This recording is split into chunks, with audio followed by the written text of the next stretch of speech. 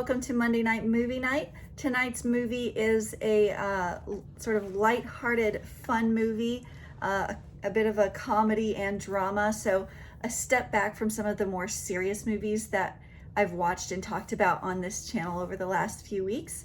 It is called Real Women Have Curves, and it is humorous and it's interesting and it's just a fun movie to watch.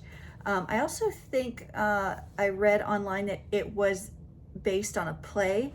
So there are some sort of, I guess, awkward transitions or parts of the movie that might be because it was something designed for the stage, for theater, that they turned into a movie. And so sometimes certain stories, the way that they're told in one way doesn't always work on the big screen in a movie. But overall, I would say it's pretty good. It's fun to watch. It came out in 2002. It's set in Los Angeles, and it's about a young lady who is graduating high school, and she's a first-generation American of an immigrant family. And so she is really trying to figure out what her next step is. But I think the overall theme of this movie would be finding your identity.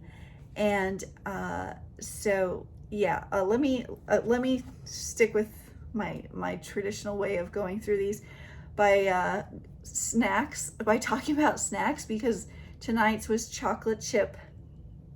banana walnut chocolate chip cookies, kind of healthy, really good, delicious. Okay, so Real Women Have Curves, and the title of that film, of the movie, I think really is shown in a way that celebrates women without bashing men or putting men down. So it's a great movie for ladies, but men as well. And it focuses on the main character, Anna, and her family and her experiences. And yeah, it's fun. It's a fun movie to watch. So one of the big things I want to talk about in the movie is cultural expectations. So Anna's mother is a very strong-willed Catholic Hispanic woman, and I also want to just say that I really loved the interactions between her and her mother and her sisters and in their family, because it kind of reminds me of my maternal grandmother and my maternal great-grandmother and my grandmother's sisters, because she had a lot of sisters. And so just the strong personalities and the way that they talk to each other, and they're kind of insulting each other, but they're also kind of playful. And that just sort of reminds me of my maternal grandmother and her sisters and her mother. And so this is actually my great-grandmother's shawl that she had. She lived to be 100 years old. She passed in 2016, and she was a Hispanic Catholic woman, and she raised her family in San Jose.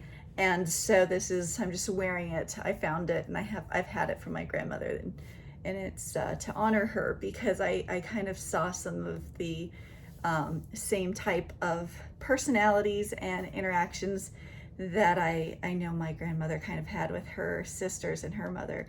And so that was sort of humorous to me watching this. So, okay, the main character, Anna, is a young woman. She's a teenager, and she's sort of pushing against sort of these cultural expectations within her family, mostly coming from her mother.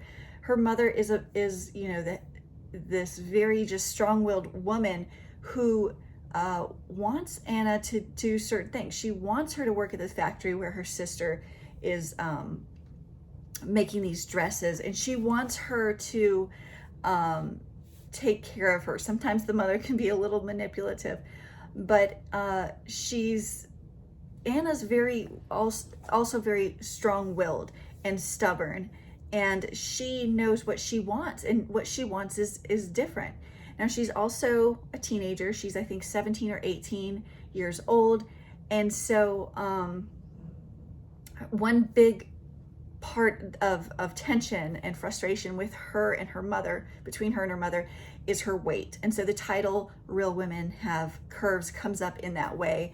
And I really love how the movie celebrates women without bashing men or putting men down. So it's a great movie for women to watch, but also men.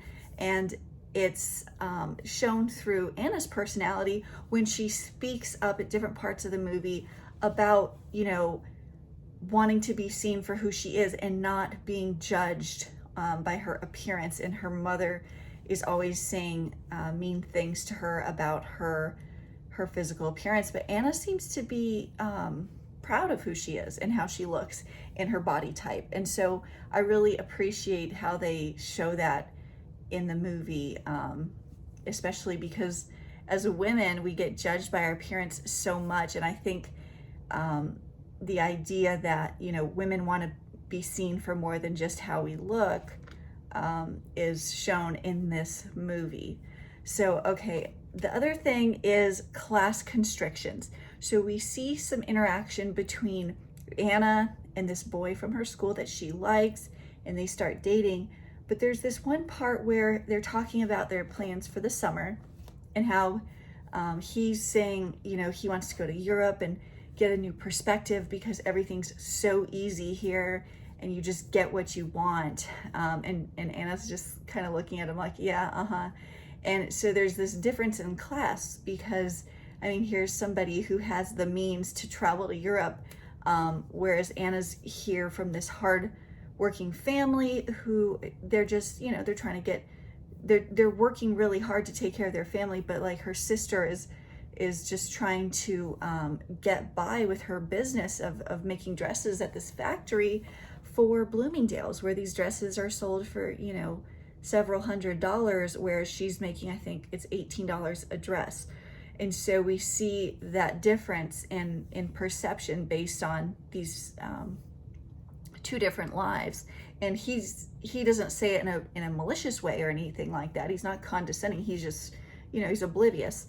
And then we see it again when Anna encourages her sister to go confront the woman who's going to be cutting the check to them about getting an advance. And the woman who also speaks Spanish, we learn, is unwilling to do that. But there's definitely this difference in class when they interact with each other.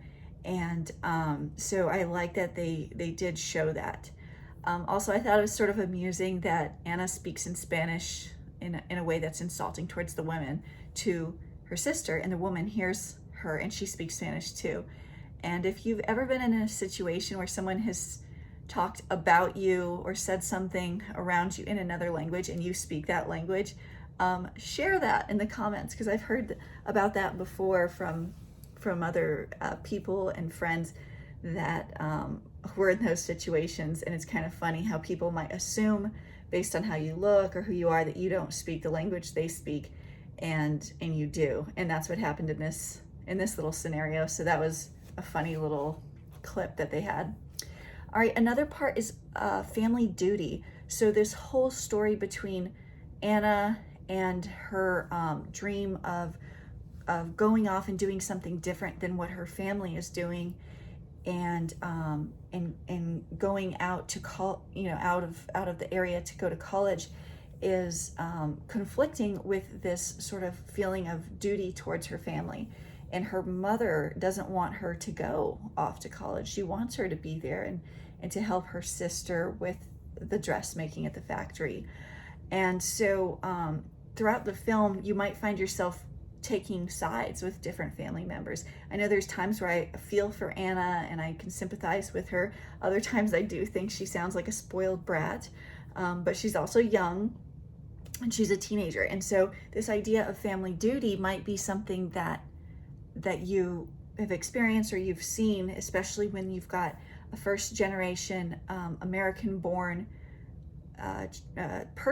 child who has a different lifestyle than their parents did, or maybe their older siblings who were not born in the United States and had to work really hard.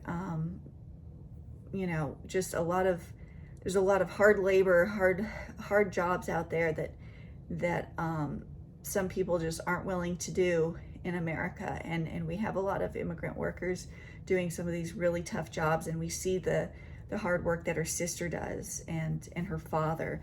And so she does finally see that at the factory with her sister. And so there's a little bit of character growth there, but in some scenes she does sound a bit naive in her criticism. So anyways, that family duty is an important part of this film that they do show. And then personal aspirations. So the personal aspirations of this young first generation child of immigrants in wanting to go to college, that's something that her family, especially her parents, probably never even considered. And so the fact that that's even an opportunity for her is really exciting. And I did think it was kind of strange that her mom didn't want that for her, because in my personal real life experience with immigrant parents do want their children to go to college, and they want better for them. And I do think that the mother wants that for her daughter, but she's also like trying to hold on to her in a way like she's still a child and she's not. So there's this idea of like a growing subculture of the younger generations and their personal aspirations to do something different and not necessarily take the traditional route that their parents or older siblings might have chosen, or maybe they didn't even have a choice. Is the bigger thing. You know, she has a choice. She can go to college, and she does really well. She's a really great student, and she gets this amazing opportunity.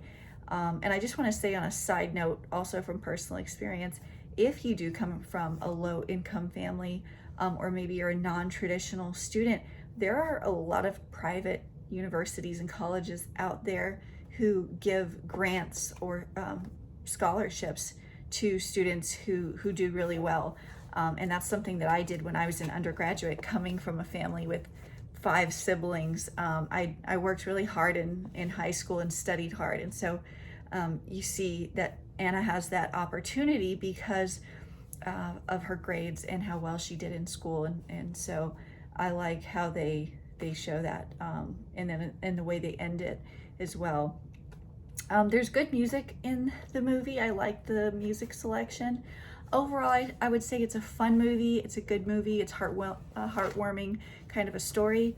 If there are any thoughts you have on watching it, or that you can relate to, or criticisms even, share your thoughts. And if there are any movies you'd like for me to talk about on this channel about immigrants, drop it in the comments below. And I'd ask that you please like and subscribe if you are watching this. And thank you to my subscribers. I've noticed I've gained quite a few more in the last couple weeks. So I appreciate that. And I look forward to talking to you next week.